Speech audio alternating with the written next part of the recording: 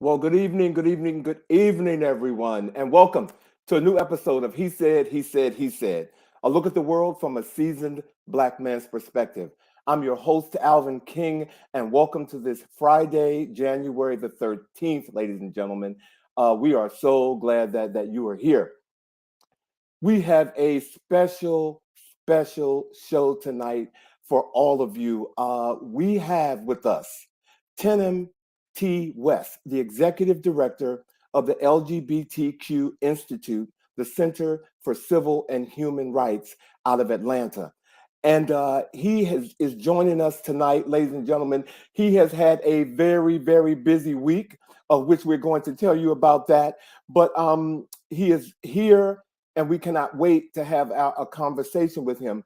Let me ask you though, how many of you knew that there was an LGBTQ Institute, first of all? I know that until I started doing my research, I didn't know. I have known Timon for quite a long time, and I'm telling you, he is the right man for the job. So we're looking for wonderful things from him. Let me see. Secondly, how many of you have taken down your Christmas decorations? Any of you? I have. The way I deal with that is I typically wait until they talk about taking down the tree at Rockefeller Center, and they're going to do that this weekend. So I came in here today, and I said I'm going to get rid of all this. It was a lot of work, and I thought if only I had somebody to do this for me. And then I thought, let me go and buy a lottery ticket. I hope you all know that tonight is the Mega Millions jackpot, speaking of lottery tickets, and it is $1,350,000,000. I think you can buy 3 or 4 people to take down your Christmas tree with that kind of money. But I hope that you have your ticket, and I hope that you all are winners, or at least someone who knows me and loves me is a winner tonight. Because if you win, I'm definitely going to be calling you. So look at your tickets after 11 o'clock tonight. On a sad note, I'm sure many of you have heard, but Lisa Marie Presley, she passed away on yesterday. She is the only daughter of Elvis Presley.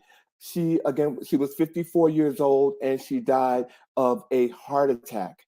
And what's really crazy, she was just at the Golden Globes the other night, and Austin Butler, who played Elvis in the movie, he gave her and her mom credit for helping him get through that part of get through that role.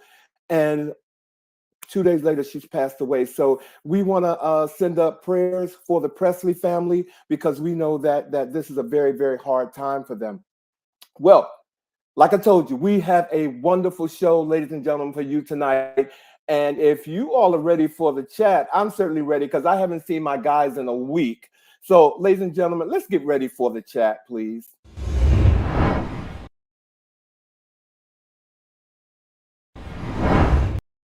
What up? Hey, what's up, guys? Hey, what's going on, fellas? It's good to see you. It's good to see y'all. Happy Friday, as they say. Y'all Friday the 13th. Yes. We have the great luck of being together. We are not a superstitious crew. No. And after 2 years of what we've been through, Friday the 13th is just another day. You better know what I'm saying? It is just another day. Oh, wait a minute. I'm doing the Wednesday dance to Friday the 13th. You did what? I'm doing the Wednesday dance. Wednesday on the show on is it Hulu or Netflix? It's the takeoff of the Addams Family. Yes, Wednesday. Yeah. Wait a minute, y'all. Look. First of all, before we get into, look at all these folks that are online that we got to holler at. Folks look at this. Hollering. They're hollering. Rose is here. Blue is here. Terry is Terry. here. Hey, Blue. Hey, Terry. Hey, Rose. Monica, George. Folks are there. Hey, what's up? How you guys doing? You guys take down your Christmas tree yet? Hey, George. If you put one up, you take down your Christmas tree. So what's been going on, fellas? You guys had a great week? I did. And I'm telling you, I have not taken down my Christmas decorations, and I'm not going to, because I'm looking at it, my window. There's a string of white lights that I put in, and I also have plants there. And the plants are thriving because now they get 6 hours of extra sunlight. I have a Gabera daisy that is now blooming like crazy, and it was not blooming for a year. So they're staying. I guess they're not. I did not put a tree up this year. I put decorations around the house. So I didn't put a tree up. So, and some of those are down, but not put away yet. So they're just out of view of this camera right now, but they're still around. So I'm just going to own it for what it is. If I were to turn this computer around, you'd be like, oh Lord, what is all that stuff? So yeah. Well, Terry said he didn't put one up, and I happen to know George Pringle. George Pringle probably has like 4 Christmas trees in his house. Okay, George said, "You know my tree is still up from over the years." He just has 3 or 4 Christmas trees. But guys, again, it has been a crazy week. So much has been going on as always, and we try to keep up the best we can. But I thought tonight, I mean, the Golden Globes this year. I mean, come on, they. I think because they have gotten so much flack about not having, representation or diversity. I mean, I'm not going to say they went overboard because the people who won, it was well deserved. But if you guys, I want to give some credit to some of the winners this year. So I want to start off first with our girl, your girl, Angela Bassett. At 64 years old. Wakanda forever. Wakanda forever. She won for best performance in a supporting role, and actually, she made history because there's never been a Marvel character ever that has won, an award of this magnitude. So, kudos to Angela Bassett, and this is one of my new favorite actresses right now, Miss Jennifer Coolidge. She was in White Lotus, and if you guys haven't seen that, she won Best Actress and Best Miniseries or for Best Miniseries or TV Film. She won both of those titles that night, and she just knocked it out the park. And for all of you who may know Bette Midler, does she not remind you of Bette Midler? There's some there's some resemblance. Oh, what are you saying? Well, Bette Midler had that kind of kind of thing. I don't know if she can sing or not because Bette Midler is talented. I'm not taking anything away from you, Miss Midler. But anyway, the thing I remember most about her though is if you saw her in Legally Blonde, is the bend and snap. Yeah, remember? Yeah, I remember. Yeah. She has come a long way, baby. Yeah. Yes, she has. Yes, she has. Well, it was not just a night for Black people. Mm-hmm. Because we always hear about how the Oscars and the Golden Globes are so white. This year they gave us a little bit of a rainbow because Michelle Yeoh won for Best Actress in a Film for Everything Everywhere All at Once. And her speech touched me so much because at one point during her speech, she said, for all the people who look like me, this is possible. And I cheered because, so often we hear Black people say that because, we're not necessarily as represented. But I was like, you know what? Our Asian brothers and sisters are not represented either. So good for you, Michelle Yeoh. And I love her. She's, if you haven't seen the film, it's also really spectacular. Awesome. It is very awesome. Yeah, right. And speaking of Everything Everywhere All at Once, Ke Huy Quan also won for best. It was best supporting actor, if I'm not mistaken. I think it was best supporting. I think it was best supporting actor. And hold on, you know what? If you keep going, I'll follow back because I brought my little sheet here. I know you did. Because they let me vote, but I had to leave that night. So that's so fantastic. I'm going to go ahead and watch it. I'm going to go ahead and Bobby, you can. But his speech also extremely touching because he really hasn't worked that much since he was the young child actor in the Indiana Jones film. That's right. That's right. And between Michelle Yeoh and him, I'm all in. Team Asian. Yeah, diversity everywhere, all around. She's also representing 60-something. So I love it. Absolutely. Love it. They also saluted Hollywood it girl right now, Quinta Brunson. the creator and star of Abbott Elementary. That's the mockumentary sitcom, which is what that genre that it falls under, that looks at public school teachers and navigating public school life in Philadelphia.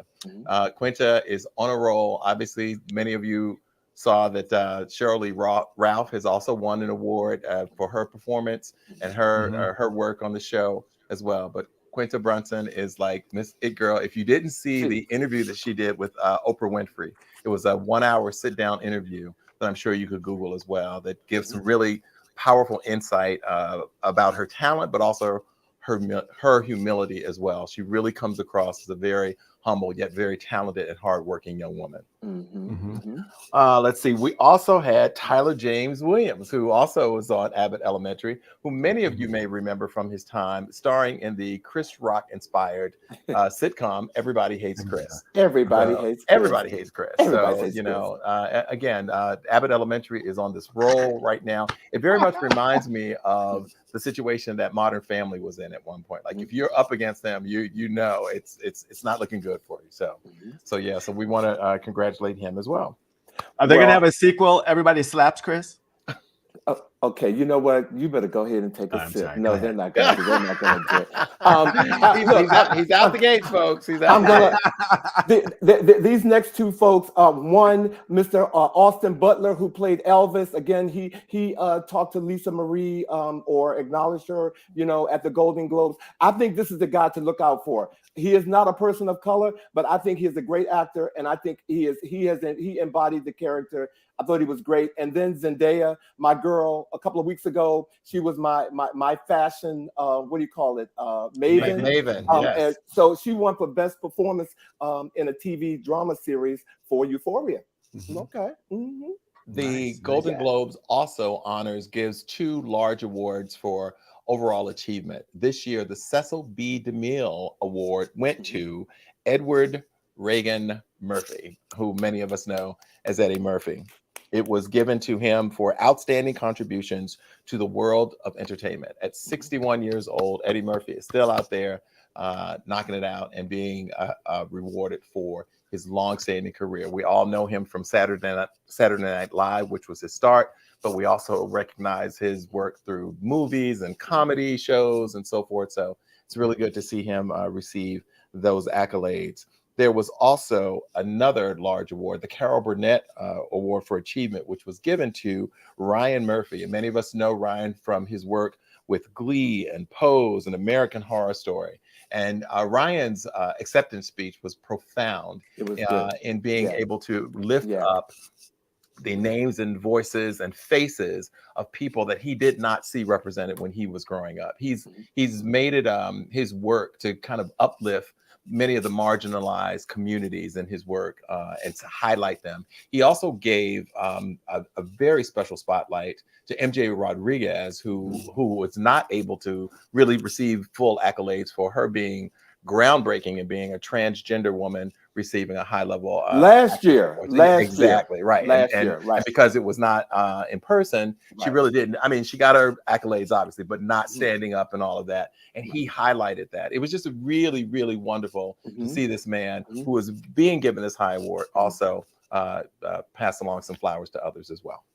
Yeah, I thought he did his speech was incredible. I agree with you, Bobby. And last but not least, one of the main persons on the stage at the Golden Globe was Jared Carmichael. I'm gonna tell you, I love me some Jared Carmichael. I love me some Rothaniel. But I just thought that he missed the mark as a host this year. And I really felt bad for him at times, but that's just my opinion. I was really looking for more, and it didn't come. You know that I'm not going to bash dude because sometimes you got to go through something so that you can be better. Yes. You know, and so I'm taking that route. But that's my opinion on Jared Carmichael. Yeah, right on. Yeah. Well, we have people who have joined us and have been chiming into the conversation. Terry said that Ms. Bassett was flawless Hollywood glamour. Absolutely. Yeah. Deshaun Fraud said Hotep or peace, and how can he be a guest in the future? We got a hello from rainy California as well in there. Hey, Judy. And she asked us, what do we think of Billy Porter's tuxedo dress? I thought it was redundant. Like, I thought he had already done a tuxedo experience. To come back with it again, just in a different color and not the hoop skirt, showed a lack of creativity. And he was my fashion maverick. So I was slightly disappointed. I agree to disagree. I thought it was really beautiful. One, Ryan Murphy had asked him to recreate, like to actually, recreate it in some kind of creative way. Christian Siriano took that same look and added, it was a very slender column in the middle, still with the full skirt, and a very completely different color to go from black to the pink. It was a lot of outfit, but I had an appreciation for it. And did not see it as necessarily being redundant, but re-envisioned. And if you guys are ready, whatever. That's see how we are. That's what I'm going. If you guys are ready, I think it's time for us to bring on our special guest. Oh my God! Yes, please. Yeah, because you all have said a mouthful, Okay, and I think I'm trying to take the high road. Let's agree to disagree. He's like, I heard whatever. a yay and a nay. So I think we can perhaps maybe talk a little bit more amongst ourselves. Yeah, if you don't mind. If I'm talking to you. Yeah. Just because there's things left unsaid and people not in the studio. Well, that's true. So, that's true. That's true. But I will say though that I wanted to just quickly go back to Jared Carmichael. I kind of now, while I did not completely agree with my co-host Vash, I will agree with Alvin on Jared Carmichael. I was like, I thought that he began strong and really kind of like naming the elephant in the room and talking about the shots that have been taken at the Golden Globes for their lack of diversity and inclusion and all of that.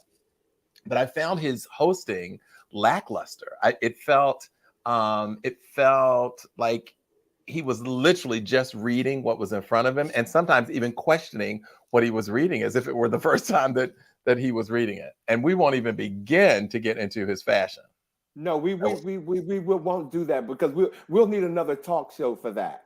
So you guys, and thank you for that, Bobby and Vash, for that commentary on our Golden Globe winners, ladies and gentlemen. Yep. And thank you, Samuel.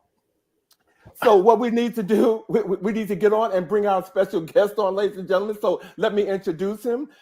Tim M. West is a pioneering author, poet, educator, and hip hop artist who can be best described as a Renaissance man, leveraging a broad and diverse set of skills and interests to advocate for marginalized communities.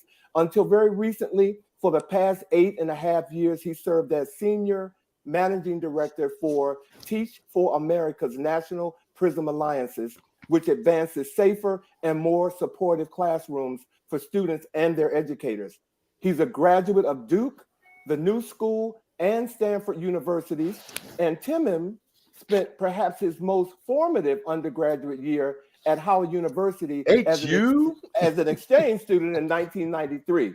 On Monday of this week, you all, Tim became the executive director of the LGBTQ Institute, the National Center for Civil and Human Rights in Atlanta.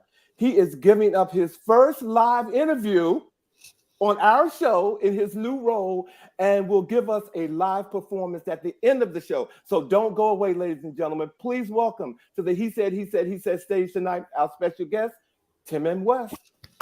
Hey, everybody. Hey, Tim M. How you doing, man? Before we begin, though, we do want to let people know that Tim M. has been having some technical difficulties. He's doesn't have the strongest connection right now. So he's really, should there be a technical glitch, we know he'll come right back in there. So I think it's this Aubrey Hepburn thing behind me in Friday the 13th doing some kind of EBGB on me. So since you pointed that out, we should know that you're not at home right now. Like that is not your art that's behind you. It is not. And I'm gonna Are leave you in that a alone. hotel or an I'm gonna go. Airbnb? You know what? Hotel. Okay, Vash, no one Tim, was going to go there. Okay. Okay, here we go. Oh, Tim, thank you for being here tonight. And you know what? This panel is on, I'm saying 100. Tim, do me a favor. First of all, congratulations Yes. on your new role. And just take about 60 to 90 seconds in your words to tell us, who is Tim M. West? Goodness. That's quite a bit. You know, at the root of who I am a preacher's kid, that Cincinnati born, grew up and was raised mostly in Arkansas, between Little Rock and a small country town on the Louisiana state line named Taylor. I am a philosopher by training, so most of my degrees and even what I studied at Howard was philosophy. I'm an artist and a creative, so that's who I am. And I think for a long time, I felt I had to choose a pathway, right? Are you going to be the activist? Are you going to be the artist? Are you going to be the intellectual? And I think my journey and the example that I shaped for so many others is that you can do all those things, right? You can be good at a lot of different things, and it can really open pathways. I remember telling my mom that I was going to study philosophy in college, and she looked at me like, "What are you going to go do? Think on a mountaintop or something?"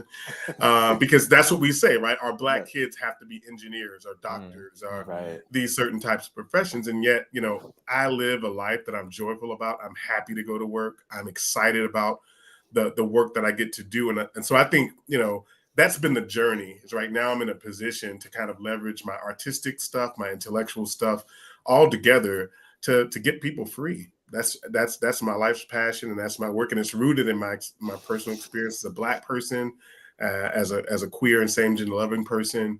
All of that's wrapped up in there. Thank you, Tim. Thank you. Okay, all right. Right on. I love most of that. That's all of that. That's really great. So for those of us who don't know about the LGBTQ Institute at the National Center for Civil and Human Rights, will you fill us in on what the institution is and what it's all about? Yeah. So interestingly enough, a lot of people know the National Center for Civil and Human Rights as a museum, right? In 2014, through the support of a lot of donors and grants, they opened a center that largely held a lot of the King papers, a lot of artifacts from the civil rights movement and history in Atlanta. So when you go into the museum, it shows you two Americas. A white America and a Black America. And interestingly, they look pretty equal, right? You have the Black debutantes and the white debutantes. And as you go through, you see how division and Jim Crow and all those other things actually work to destabilize a lot of the strength that we had in Black communities. Through a lunch counter where you literally get to sit at a lunch counter and put on headphones and experience the jeers and taunts and racial epithets of white racists saying things. And I know I can never stay on that seat more than 30 seconds before I'm like, can't do it. Like, it's a triggering thing, but it also gave me a deep sense of appreciation for what our ancestors did. There's a shirt I used to see that some younger people would wear saying, dear white people, I'm not my ancestors. And I always felt that was very offensive, because when you go through a moment like that, I'm like, I don't think I could have done it. Like, I don't know that I have the fortitude, the patience, the courage to endure what so many of them did. And so I think it's a real visceral experience. I think one of the other experiences there is hearing the scream when they announced that King died.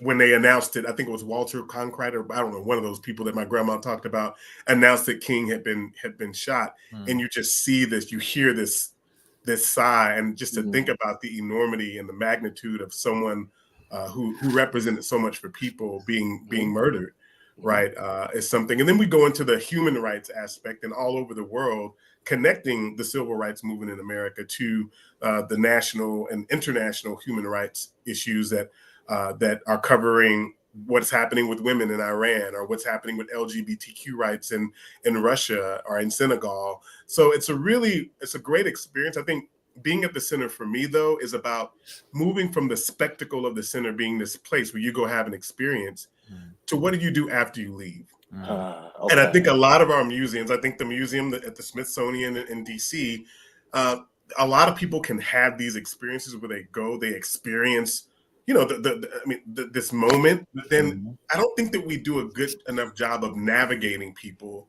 to where they can position themselves to actually create systemic change. And so I think I'm there in part to really help guide the National Center for Civil Human Rights first, to see that like LGBTQ rights are human rights, right? And I think we need to reframe our rights as queer and trans people as human rights. If I'm not able to get a job because I'm married to a guy, that's a human rights issue. And I think what people want to do is continually, pigeonhole and put that aside as an LGBT issue, so that people can say we want special rights. Well, no, we want human rights. I want to be able to get a job just like you. I want to be able to move in the neighborhood that I want to, just like you. And so I think that's an important thing for us to begin to do. And I think that the Institute is an institute inside of the National Center for Civil Human Rights. So we do other things, but when it comes to LGBTQ folks, that is my lane. Okay. All Well, right. Tim, you are so gracious to join us at the end of your first full week in this. So you get to Friday, it's time for you to get off, and here you are with us. And so we really want to say thank you for that. You kind of answered what I was going to ask you in terms of some of your objectives and so forth. So I'm going to shift a little bit and just say, so at the end of this first week then, was there any revelation about you now being in this position that speaks to some of those objectives or that you hope to accomplish? Anyone, not surprised necessarily, but a revelation in this first week, now that 1 week is under your belt? And congratulations again on that. Yeah, I think it was an affirmation that I'd been offered other opportunities to lead at the executive director level, and it just didn't feel right. And it didn't feel like the right time. So one of the affirmations was that I think sometimes as Black people that are at the intersections of a lot of marginalized identity, we're very hard on ourselves, right? We grow up with people telling us you got to be 3 and 4 times better than that other person in order to make it. And I think we can sometimes internalize that in such a way that we're like incredibly difficult, incredibly hard on ourselves. And I think I was able to step into conversations with CEOs at other organizations and executive directors at other organizations that said, Tim, we are so excited that you are there.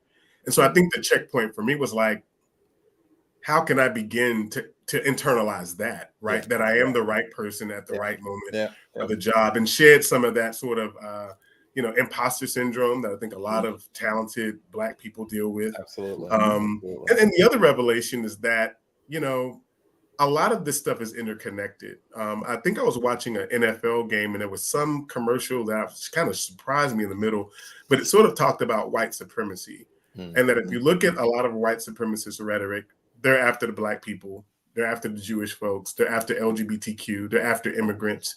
But so often we find these ways to not sort of mobilize around the common enemy. And I think that to me is a direction that I want to go in, is using empathy as a lever for us to be able to see the humanity in each other in order to act collectively to turn things around. Thank you. Well, I'm gonna tell you, first of all, you have me when I get off the phone, I just wrote myself a note to, look into getting a plane ticket so I can come to Atlanta to come to the LGBTQ Institute. You've already sold me on that. So. And I want to give y'all the tour. So like, make sure y'all plan it and I'll be there and I will give you the tour because you'll get the Tim version. You know what? Okay, we really have to plan that, guys. Okay, you heard it. I was gonna say, don't make a promise that you're not going to keep. I will. We are coming. One of the interesting things, Alvin, that and I knew this, but I didn't figure out who Bayard Rustin was until I was in graduate school. And I think about so many Black LGBTQ people who were so fundamental to the civil rights movement, but whose experiences and identities were pushed to the side because they were LGBTQ. Absolutely. And so I think like to be able to amplify that, like, we are one Black family trying to make it, in this country, and we have to find that solidarity. Well, we're definitely coming. So Tim, I want to ask you, yes, how important is community in both your personal and professional life?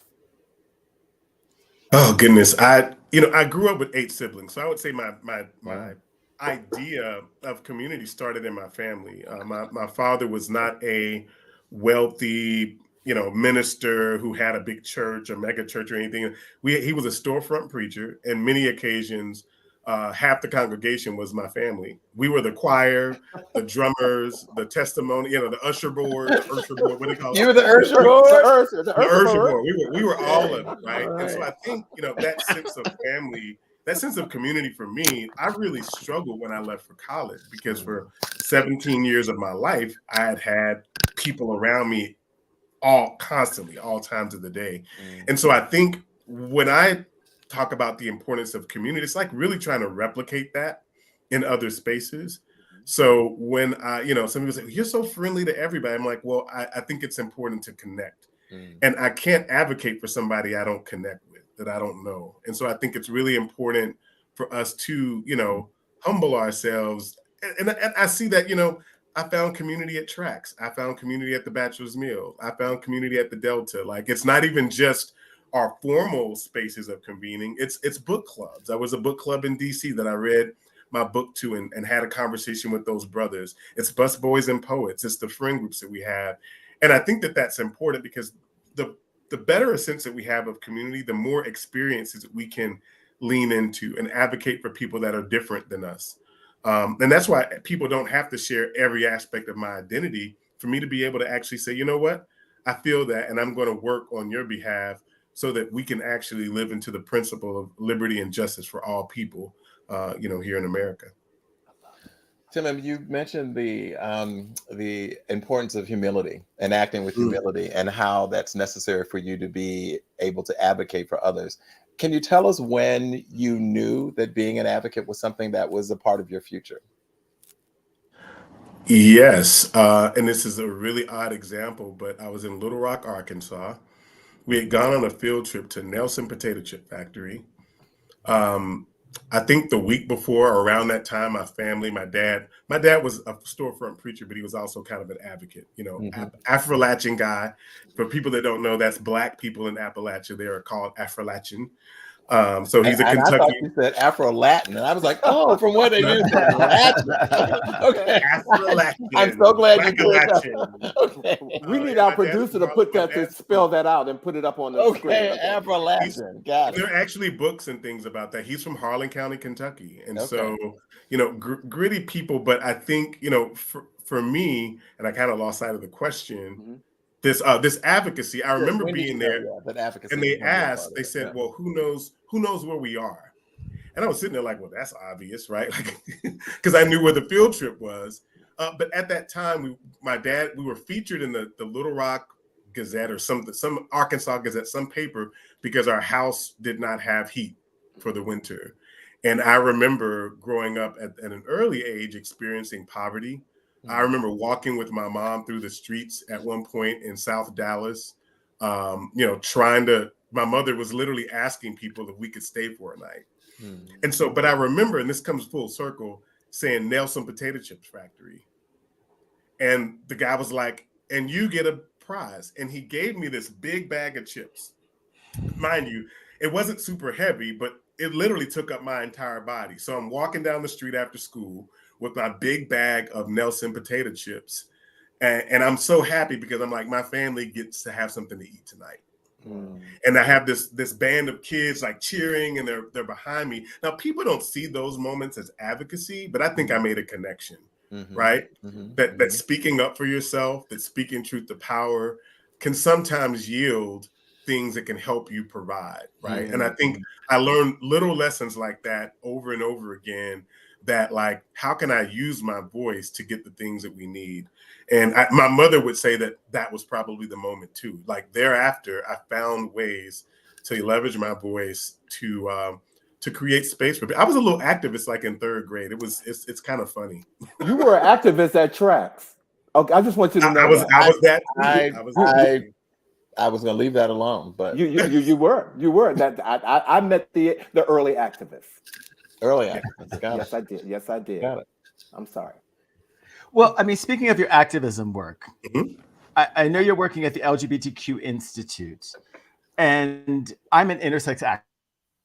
For those of you who have not seen my shirt, keep calm, they're intersex. One of the things I'm always advocating on this particular show is that we always use the acronym LGBTQI. I think talking about intersex people helps expand the understanding of who we all are as human beings. So I kind of want to know, one, what do you plan on doing as part of this institute to help advocate for intersex people? And then you also use same gender loving to describe yourself. And I just have a question. Are you open to dating trans men? So it's interesting. I identify in a lot of different ways depending on my context, right? Okay. So I'm okay with queer. I'm okay with same gender loving. I'm okay with both gender loving. I sexually, I'm pansexual, so I like what I like. There you I've dated men of trans experience. I've dated women of trans experience. I've dated men and women. So that's just kind of the breadth of who I am. And it actually took me accepting first that I like men to actually open up to some of those other identities. And I think that's why the term queer for people that are younger tends to work. It's like, what does that mean? It's like, well, it means I'm not heterosexual, but don't assume anything else. Right. And I think people find that it's an identity that puts me outside of the norm, but I don't want to be boxed, right? And so I think that's how a lot of people think of that. But I also know when I go to my mom's in Arkansas, I'm gay. Right, like the same gender loving, like that. And so I think it's about how do you identify in a way that allows other people to connect to your story. And if I'm so stubborn about being this particular term when I'm around family and it prevents us from connecting, I don't think that's productive. I'm not. That's part of the humility. I don't. You know, if you need to call me gay, that's fine. I'm okay. No, I'm curious because when people use that term, it has implications, etc. So I just want to make sure that when people are using it, that they're not just being internally homophobic, that they're actually using it in a way that is actually expressive. So again, I want to get back to what are you going to be doing at this institute with intersex and expanding that eye. Right. So one of the things I'm doing at first is I'm actually, you know, relaunching and rebuilding a board. So the Institute has an advisory board, mostly people across the South.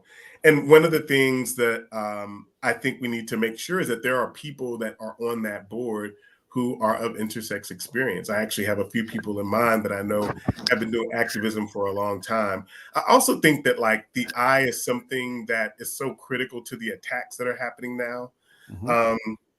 We were taught gender wrong. Yes. And that's really hard for people to accept. And sex.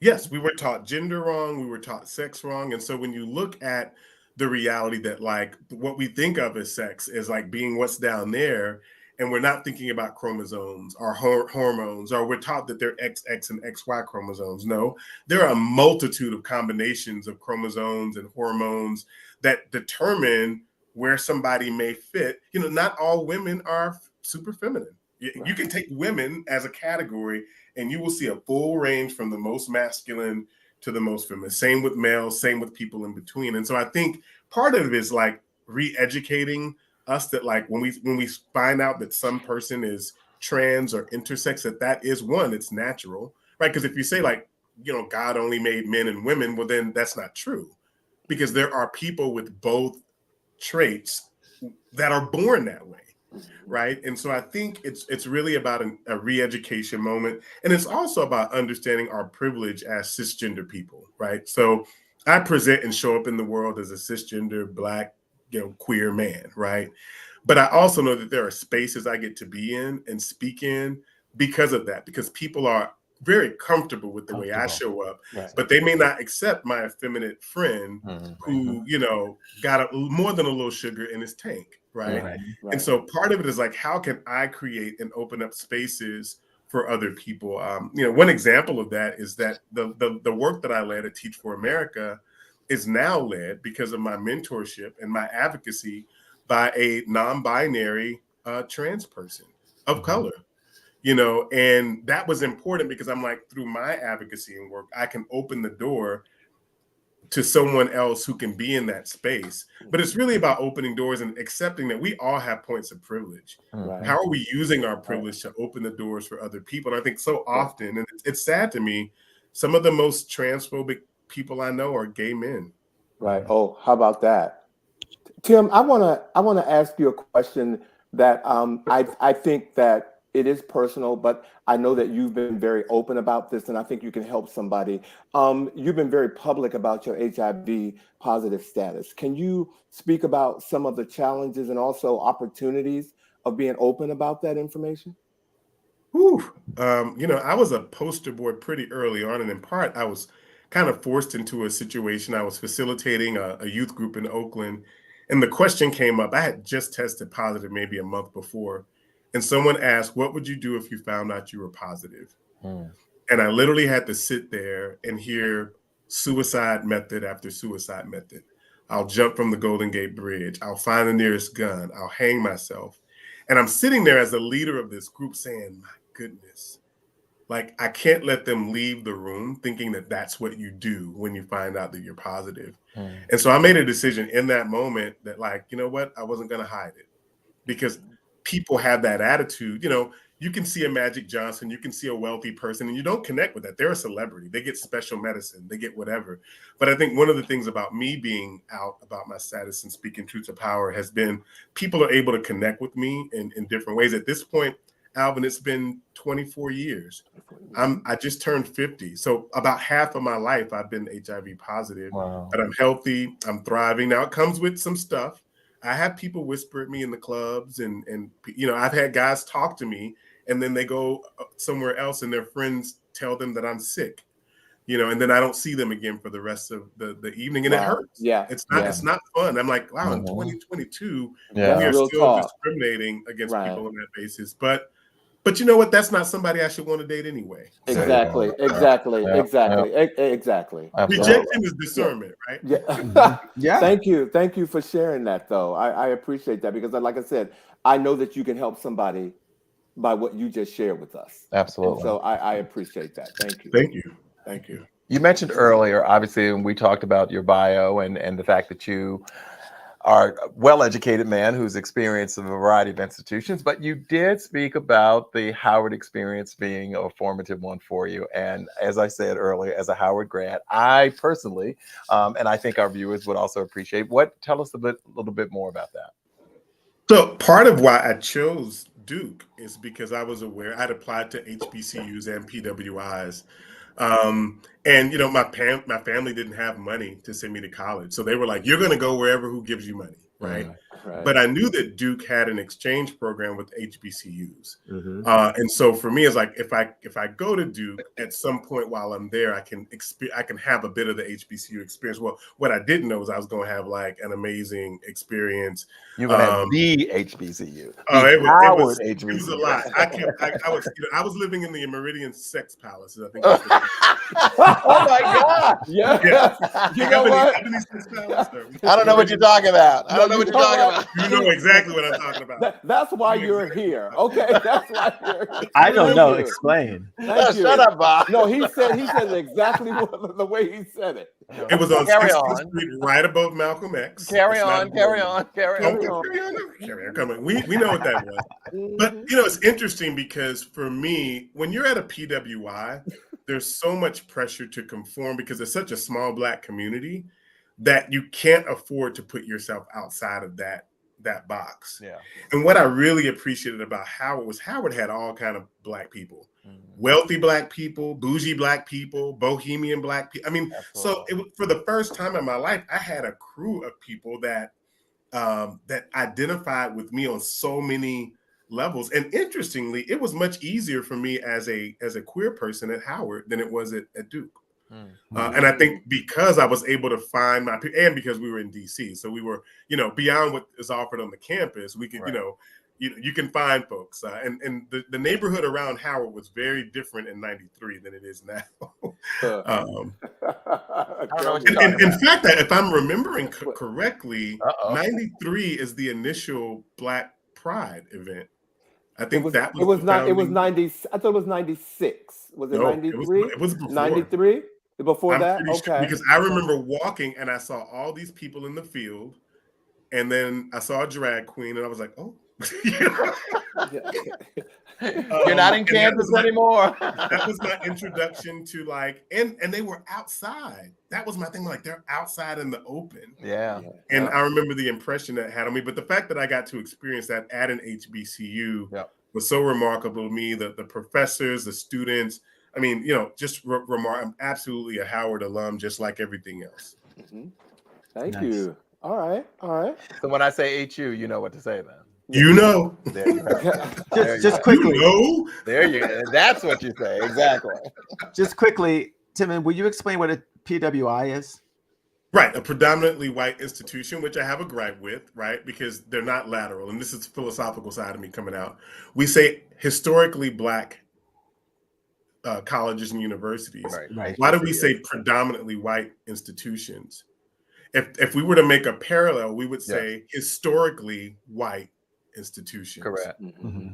Let's call it for what it is. These institutions were historically white and would not let us in. Right. I was going to say, in fact, HBCUs were founded as a result of the fact that they were founded as they were not, as exactly. DeVoe said, what is it, pioneers of school choice? No.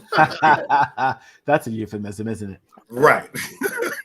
So look, Tim, I'm going to move the conversation on because we're getting near the end, and I want to share some of your other talents with our the talents at Tracks. The talents at Tracks, the talents at the Delta. These are clubs in DC. Y'all heard him name them, but are they? I've never heard of them. Oh yeah, right. Sister, I mean my brother. Right. Because Bobby's a nun from 7 to 8. On the show, right? In addition to your musical talents, though, Tim, as an arts innovator, you are working on a pilot, which is called ART, Accelerating Raw Talent Guides, which will provide one-on-one mentoring between community artists and 5th and 6th graders. Can you tell us a little bit more about that? Absolutely. I never get asked about that. So it's exciting for me because I think what we lack, and I called it Accelerating Raw Talent because what I saw, I remember being at a school, I had a t-shirt with Nina Simone on it with the afro. And I asked the kids, I said, how many people like jazz? And they all raised their hands. This is a Black school. I said, how many people can tell me who's on my shirt? And it got quiet. One boy raised his hand in the back and he says, Michael Jackson? Oh. And I realized something.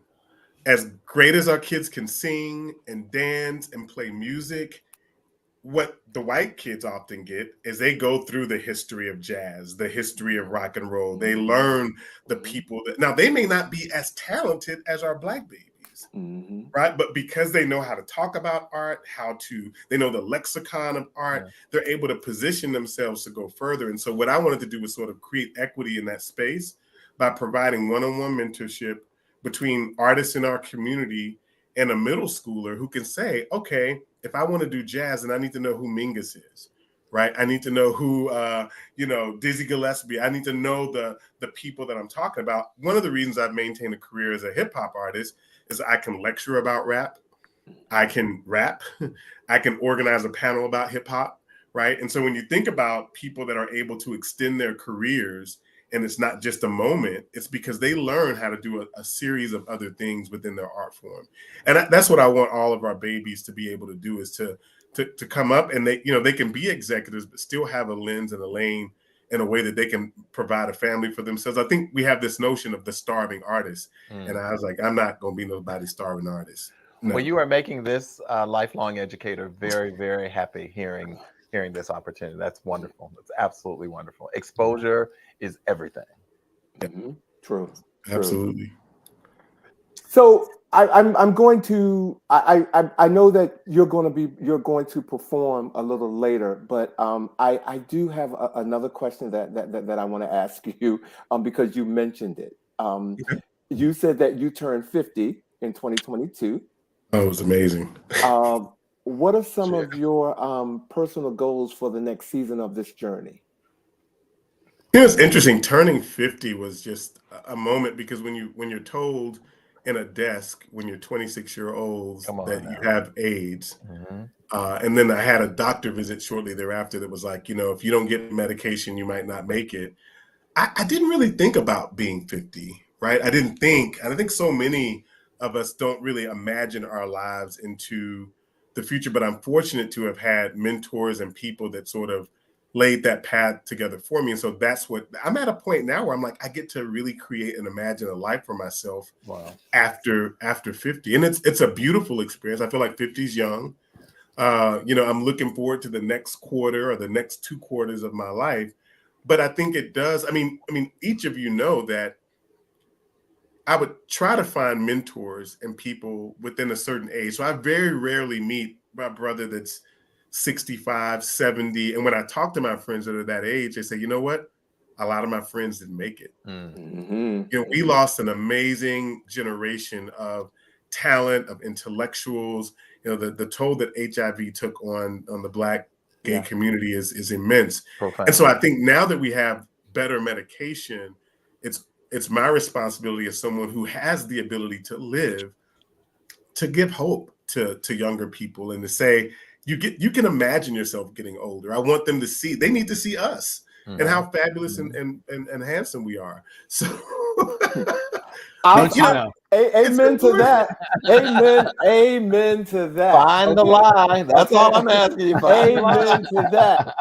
Hey, look, Tim, like I said, we're getting close to the end of the show, and I want to make sure that we share as much with you as we can. So I'm just going to give, Bobby and Vash, is there another question that you want to ask Tim before, we go into a break and he comes back and perform for us? If you guys don't have a question, I have one last question that I want to ask Tim, and Vash, I think that was a total setup. I don't think he wanted us to ask a question. He has another question, and he was just trying to be nice. Well, I always have questions. I have a question for you. I have a question for Vash. I have a question, but Tim What's is your on the hot question? seat. What's your question? My question is first of all, before we do that, let's get to some of these folks that have been chiming in, because our viewers are so important to us. And they've been chiming in. They've been chiming in. I know Blue said, what's behind your name, Timim? Yeah. And he wanted to know. Really good question. I'm going to give you a little homework assignment. So I have a song. It's a hip hop song called Stutter. My birth name is actually a biblical name. It's Timothy, but because of a speech impediment, I struggled to say Timim. So it was, my family called me Timinem, and then when I actually used musical theater to get through the impediment, I just kind of claimed Timim as like my name. And so my birth name is Timothy. But when you go through the struggles with the speech impediment and you overcome that, I wanted to always remember that. And my little joke is that I'm going to become so famous one day that everybody's going to stutter. Wow. So that's where Timim comes from. It's near and dear to me. So when people try to call me Tim or T, I said, no, it's okay. You can say my name. You can stutter. It's okay. Timim. This is so funny. I swear, no, I'm not gonna say, because I told them a couple of shows ago that I grew up with a heavy tongue, because I had a lisp, and they were laughing about it. Weren't y'all laughing? They were laughing. Yes, you were. You were laughing about it. But anyway. No, we joined you in laughing. Tim, before we let you go, I'm going to ask this question because I want to know as well, and we kind of alluded to it, but I need you to confirm it. Are you single, looking, or not looking? The first part of that is easy. I'm single. Okay. The second part of that is, it's tough for me because I want love to find me. Come on now, talk to. I don't know that I trust my impulses. I've made a lot of decisions in the past in search for love, where I have compromised my integrity, my values, what's best for me. And so, and my sister said to me, she's like, Tim, she's like, the person for you is gonna ask for your hand in marriage. So that is a goal of mine. I do want to experience that, but I'm also okay if I don't. I think we place a lot of privilege on, we get that question when you're 50 and single, why are you single? As if something is wrong with you. So what I've resolved is that I'm going to be happy and fulfilled whether or not I have a partner. I would like to share the next part of my journey with someone, but I want to do it in a space of integrity, where we are mutually supportive with each other. We are facing our own demons. So I know I got a lot of stuff that I bring with me, and I'm working on that, right? I don't expect someone to come fully together, but I want to know that you know what your stuff is and you're working on that too.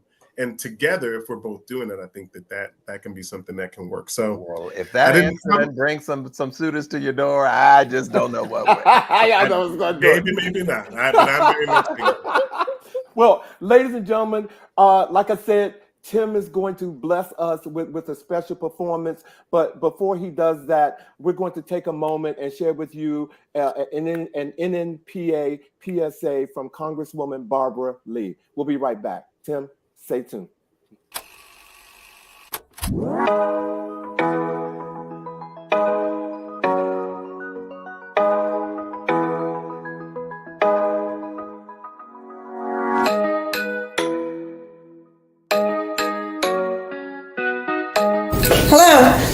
Congresswoman Barbara Lee, proudly representing California's beautiful 13th Congressional District. I want to congratulate Dr. Ben Chavis, the Board of Directors, and the entire Black Press of America on their 195th anniversary.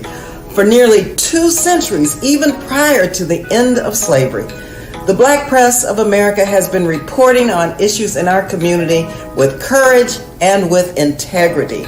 Now more than ever, the Black Press plays a crucial role to inform our community as we fight back some of the same challenges we did a century ago, like voter suppression, income inequality, and systemic racism. Here's to another century of impactful work. We've come a long way and still have a long way to go, but thank you to the Black Press for helping us get this far. Congratulations.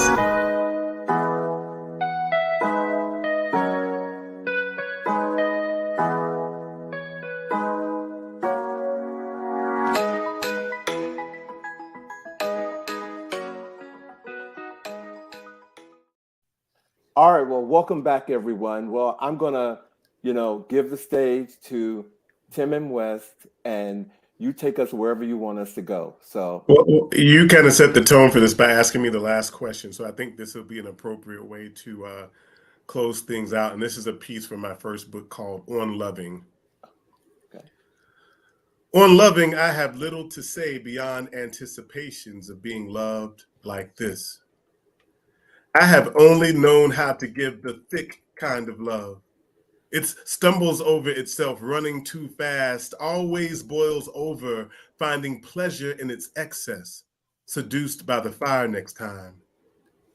Mine is a love that stubbornly desires the ability to smile again, and my shine is a diamond nestled in the belly of ashes, awaiting a commitment ceremony.